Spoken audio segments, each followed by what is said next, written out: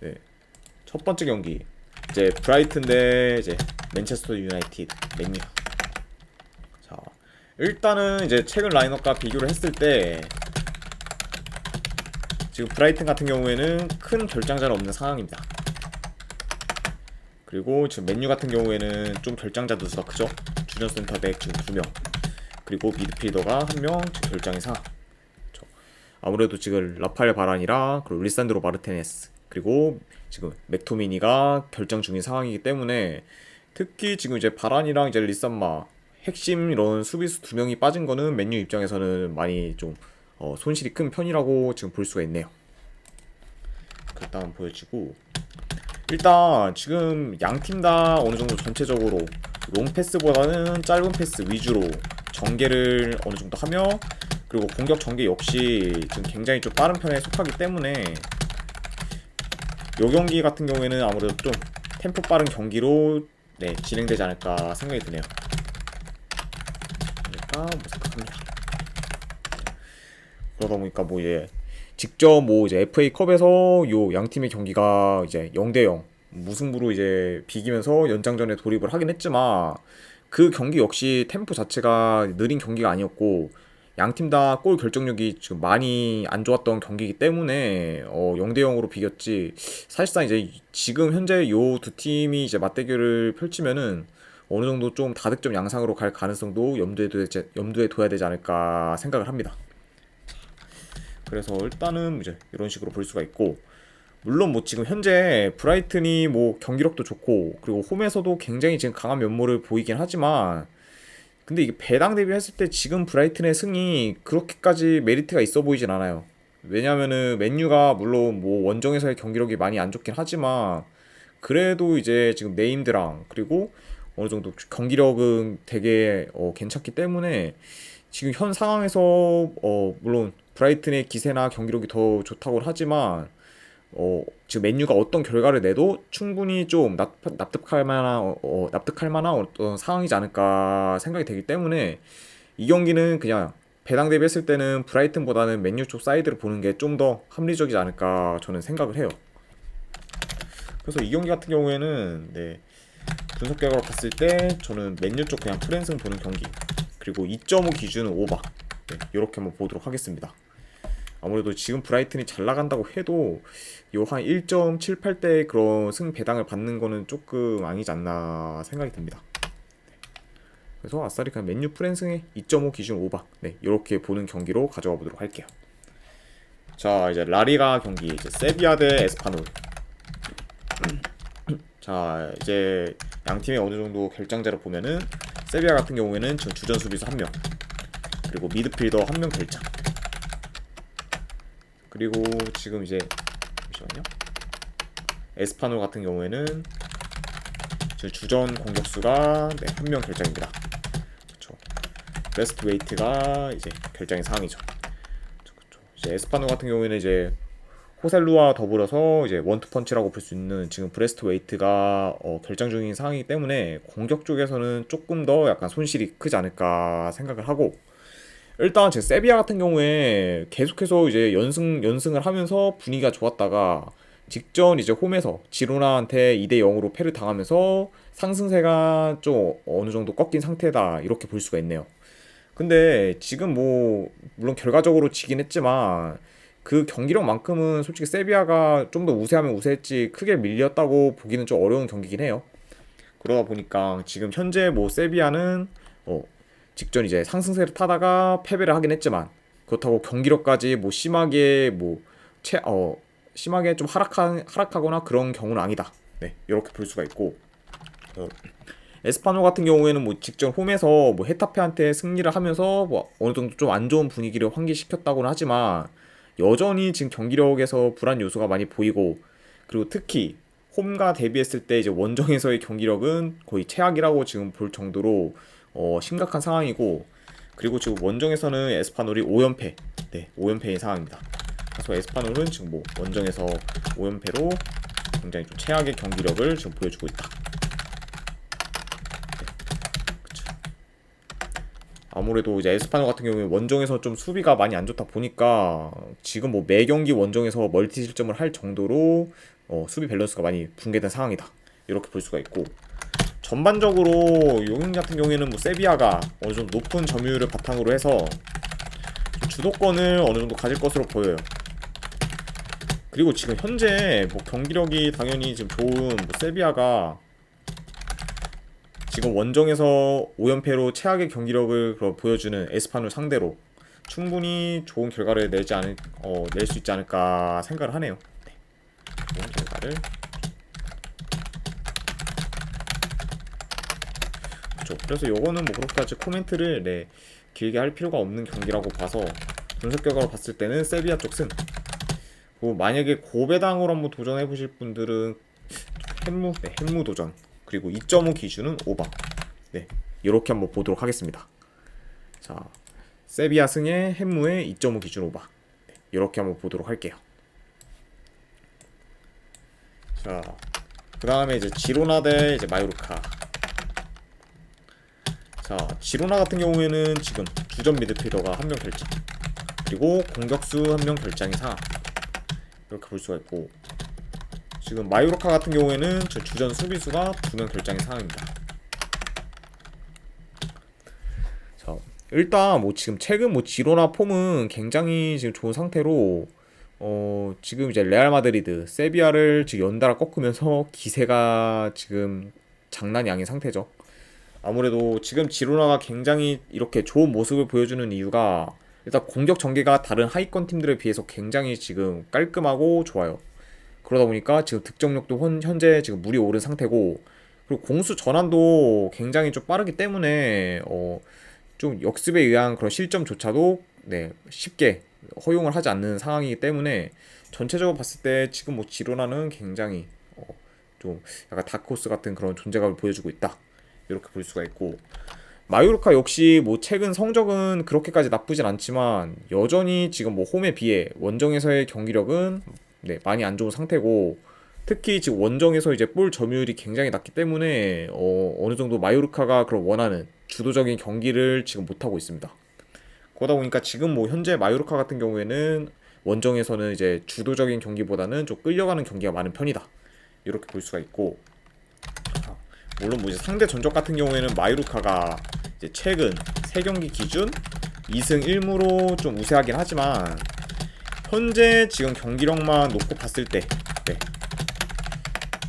지로나가 지금 훨씬 좋은 편에 속하고, 그리고 홈 지로나 같은 경우에는 지금 3연승으로 공격력도 어느 정도 좀 터진 상황이라 아무래도 이 경기 같은 경우에는 좀 지로나 사이드를 보는 게 더 맞지 않나 생각이 듭니다.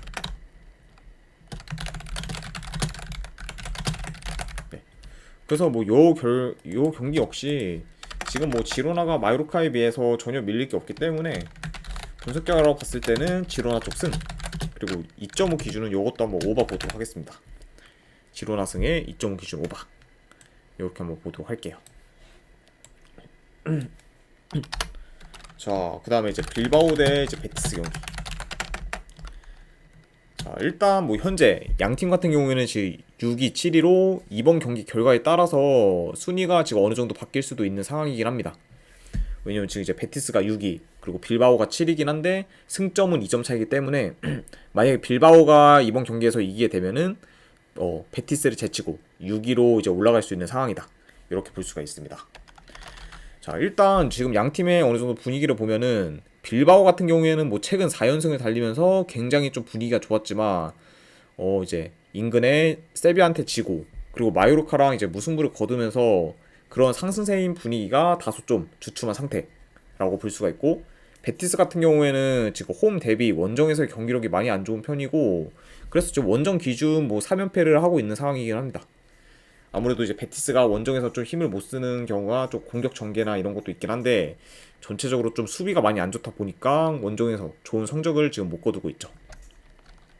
자, 물론 뭐 이거 같은 경우에 빌바오가 지금 뭐 홈 이점이 있고 홈에서 좀 경기력이 당연히 더 좋은 상태긴 합니다. 그리고 베티스 같은 경우에는 원정에서 좀 많이 경기력이 안 좋은 거를 알긴 하지만 그래도 이게 지금 베티스 상대로 빌바오가 뭐 1점대 네, 중반 정도의 그런 배당을 받는 게 저는 맞다고 생각은 안 들어요. 네. 그렇죠. 그래서 물론 뭐 당연히 저도 지금 현재 이 두 팀의 그런 매치업을 봤을 때는 빌바오가 더 유리한 거는 맞긴 하지만 1점대 네, 중반 배당을 받고서 빌바오로 가라고 하면은 저는 못 갈 것 같아요. 아이고 오늘도 거짜님 반갑습니다. 그래서 요거는 그냥 이제 배당 대비 했을 때 빌바오 승은 그렇게까지 저희 메리트가 있어 보이지 않는다. 그러다 보니까 차라리 요 경기는 그냥 고배당으로 도전해보는 경기 정도로만 가져가는 게 더 낫지 않을까 생각을 하네요. 그래서 이거는 분석 결과를 봤을 때는 빌바오 쪽 햄무, 안 그러면은 무승부 쪽, 네, 이렇게 보는 게 더 낫지 않을까 생각이 들어요. 그래서 이제 뭐 빌바오가 만약에 이제 승리하실 것 같다고 생각되시는 분들은 그냥 일반 승보다는 그냥 햄무 도전을 해보시거나, 안 그러고 베티스가 좀 비빈다고 생각되시는 분들은 무승부, 네, 요 중에서 하나 그냥 고배당 자비로 가져가는 게 조금 더 괜찮지 않을까 생각이 드네요.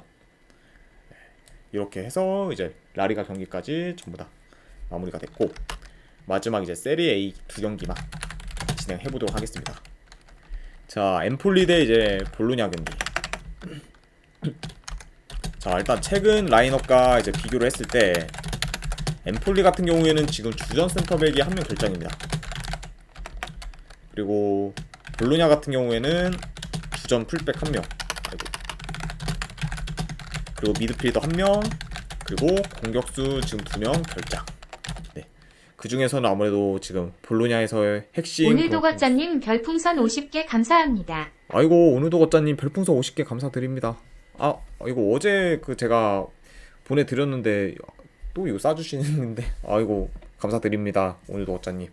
제가 그러면은 그 이제 조합본이나 이런 기간은 조금 더 연장을 해드리도록 하고 분석 이제 끝난 다음에 한 번에 이제 보내드리도록 하겠습니다.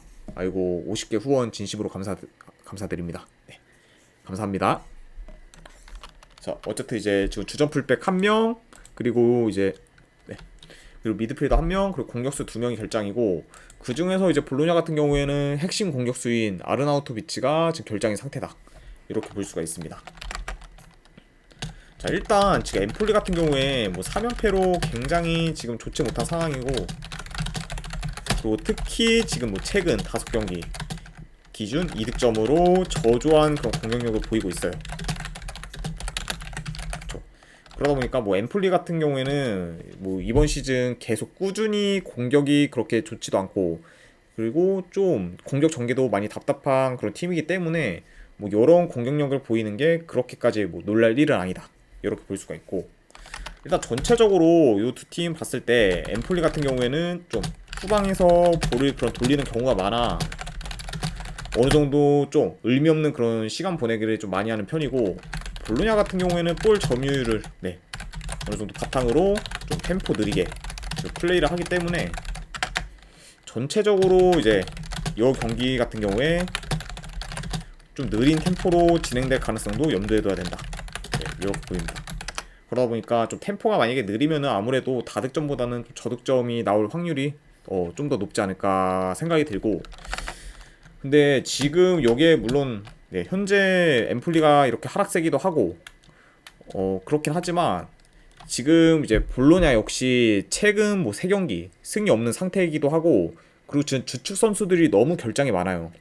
그러다 보니까 지금 이게 경기에서도 그런 전력이 좀 전력 손실이 어느 정도 영향이 있는 게 눈에 띄게 좀 보이는 상황이고, 게다가 지금 뭐 상대 전적을 봤을 때도 볼로냐가 지금 엠폴리 홈에서 22년간 지금 승리가 없기 때문에 이런 것도 약간 좀 고려가 되고, 게다가 지금 동기부여 또한 엠폴리가 좀 더 이제 승리에 대한 동기부여가 더 낮기 때문에, 왜냐면 아무래도 강등권에서 확실히 탈출을 하기 위해서 그런 약간 여러 가지 요소들을 고려해 보면은 이 경기 같은 경우에는 쉽게 볼로냐 쪽을 보기는 많이 힘들지 않을까 생각이 들어요.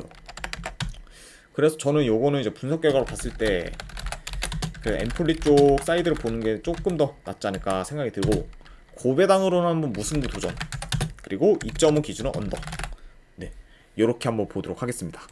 그래서 엠폴리 프랜승 무승부에 2.5 기준 언더, 요렇게 한번 보도록 할게요. 자, 이제 마지막 경기죠. 우디네세 대 이제 나폴리.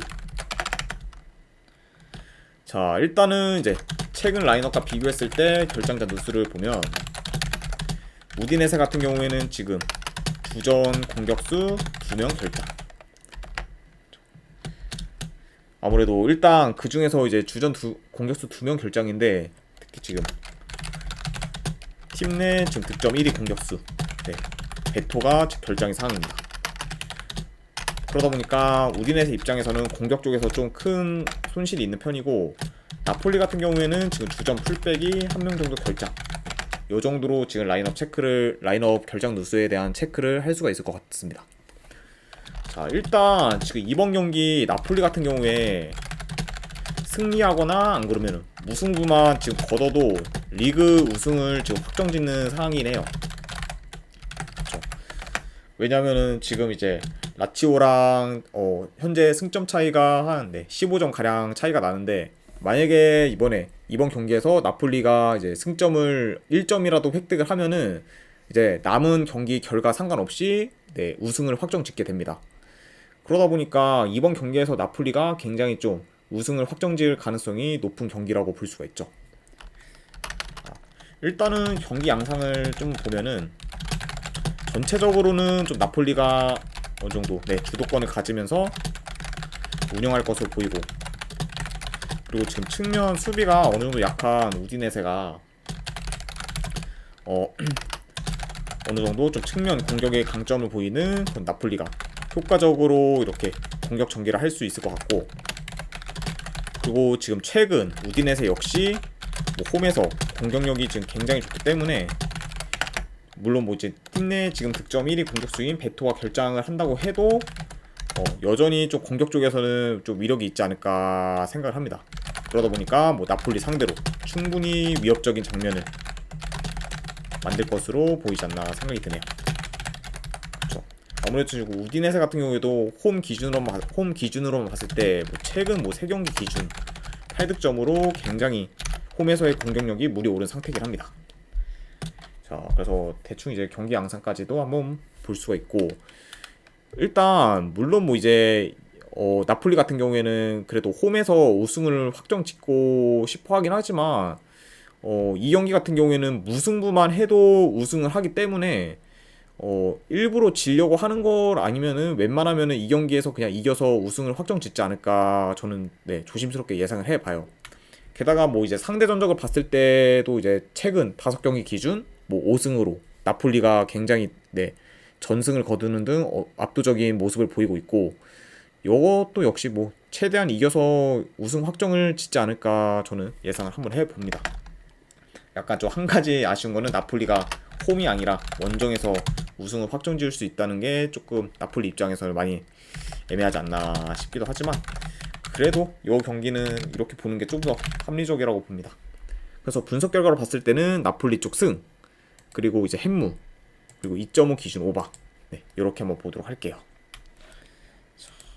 이렇게까지 해서 이제 오늘 해외 축구 분석은 전부 다 끝이 났습니다. 추천이나 이제 즐겨찾기 한 번씩 눌러주시면 감사드리고, 저는 이제 오늘 이만 물러가 보도록 하겠습니다. 지금까지 분석 방송 봐주신 분들 대단히 감사드립니다. 감사합니다.